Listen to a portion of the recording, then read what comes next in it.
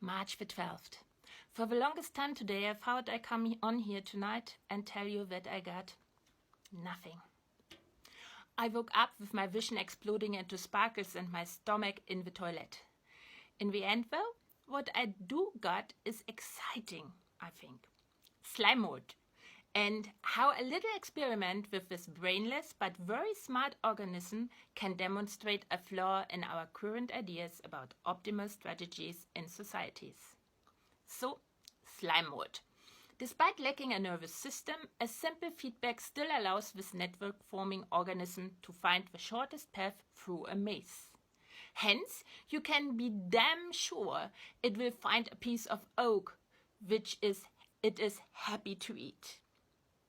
For the experiment, we put a piece of oat in the vicinity of the mold. The mold will expand toward it. With a razor blade, we then cut off the leading edge. As soon as this is done, we don't have just one living organism anymore, but two. The little one will now have a choice to make. Will it get the oat flake to exploit the resource without having to share it with the rest of the giant mass of fusarium behind it, or will it reconnect with the rest before feasting on the oat? What we are faced with here looks a lot like a prisoner's dilemma scenario, first formulated by the philosopher Immanuel Kant, and I mention him as someone who went to a high school named after him and then the university founded by him. So first formulated by Kant, it is today often used, for example, in economics, game theory and conflict theory to predict behavior. Imagine you have multiple players, agents, with individual goals who all interact with their neighbors either by cooperating or defecting. These are the two options humans are believed to have when pursuing a goal: cooperate or work against one another. And at times, one or the other leads to better results. Whose is the optimal strategy? What the mold calf is facing looks a lot like the known prisoner's dilemma, but then again, in a decisive way it does not. Because in a common prisoner's dilemma, the number of interacting agents stays constant. Here we have one scenario, the first one in which the mold calf stays independent, where we have two players throughout the time. And then we have a second scenario in which the calf decides to reconnect. As a result of that, we will have only one organism left again, one player.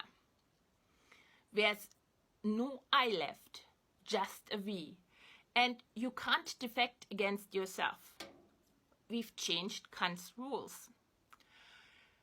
But this is what happens in nature quite constantly. We now that ourselves today have mitochondria,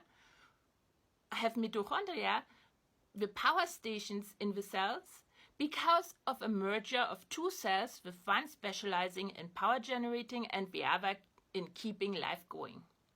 But that's just one example of many. When will the best strategy for the mold calf be to merge? Researchers are working on it right now. But the hypothesis is, when you merge with another unit, you can get whatever metabolic resources they have at the time. More importantly, however, you gain information, life experience that would take you, well, a lifetime to gather yourself. Inevitably, as soon as the two parts dissolve their boundaries, their identities and memories are wiped and they become one cooperating unit. Ex pluribus unum.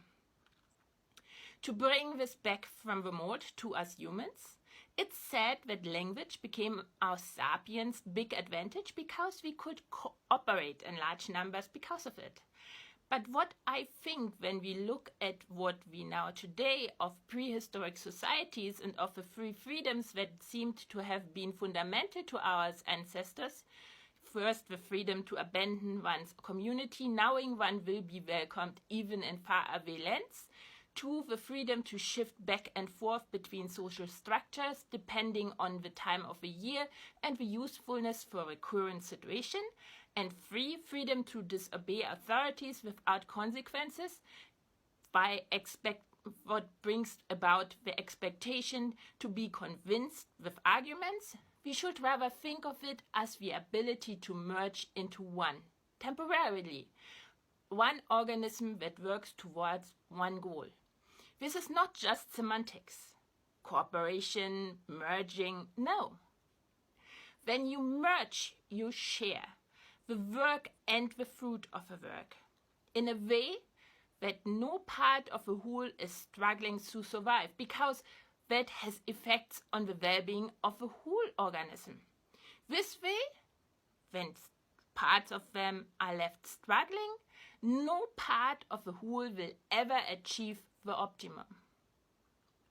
We need to think about what we are doing and how we are doing it. We need to make a habit out of thinking, turn thinking into a movement and take charge of the rules of the game again. Sorry, Mr. Kant. Like, comment, share, and as always, thank you for gifting me with a few minutes of your most precious, your lifetime.